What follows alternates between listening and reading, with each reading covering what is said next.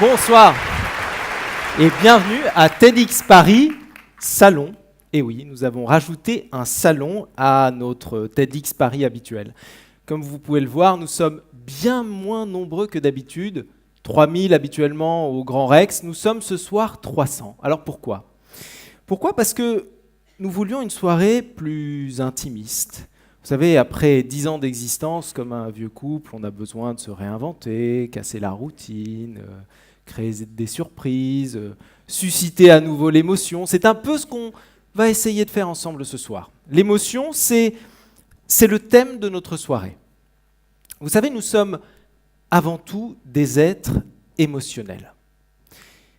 Les plus grands chercheurs, scientifiques, anthropologues nous le disent. Notre évolution a plus été dépendante de nos émotions que de tout autre phénomène.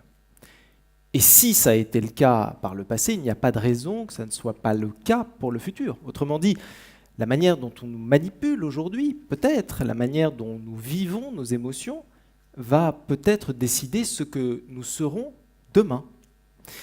Mais d'où viennent nos émotions ? Nos émotions viennent en réalité, et on va le voir très longuement ce soir, d'un bain chimique dans notre cerveau. Vous connaissez tous la dopamine. La dopamine, cette substance qui génère la surprise, une certaine satisfaction aussi. Ou l'adrénaline, la peur, l'ocytocine, les endorphines. Ce bain chimique génère ces émotions que nous ressentons. Mais pour illustrer ce phénomène, je voudrais vous raconter une histoire. Alors c'est une histoire d'insecte, mais ça n'est pas une fable, c'est une histoire vraie. Il existe un insecte qui s'appelle la guêpe écarlate.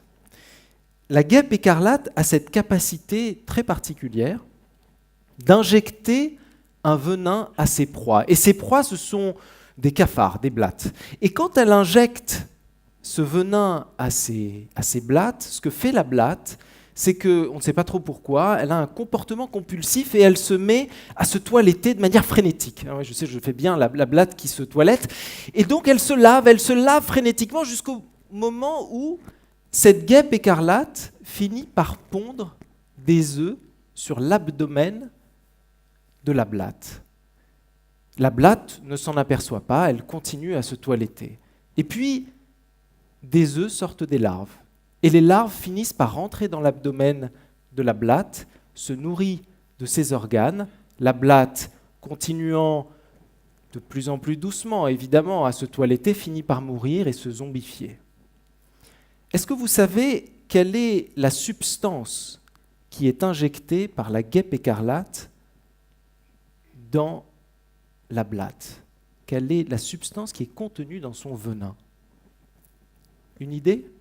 Parmi les différentes substances que j'ai citées tout à l'heure, c'est la dopamine. C'est la même substance qui est générée par notre cerveau quand on va frénétiquement sur nos réseaux sociaux pour aller voir si on a une notification sur Snapchat, sur Twitter, sur Facebook, sur Instagram. Alors la prochaine fois que vous irez sur les réseaux sociaux, pensez à cette pauvre blatte et pensez à la guêpe écarlate. Et ce que je vous propose de faire ce soir, tout simplement, c'est de prendre vos téléphones mobiles, les éteindre, oui, pour nous donner 1h15 d'attention, 1h30 d'attention, pour découvrir nos intervenants de ce soir qui vont venir nous parler des émotions. D'où viennent nos émotions ? Comment on manipule nos émotions ? Comment on peut maîtriser à nouveau nos émotions ? Finalement, qu'est-ce qu'elles produisent à l'échelle individuelle, à l'échelle interpersonnelle, mais aussi à l'échelle collective ?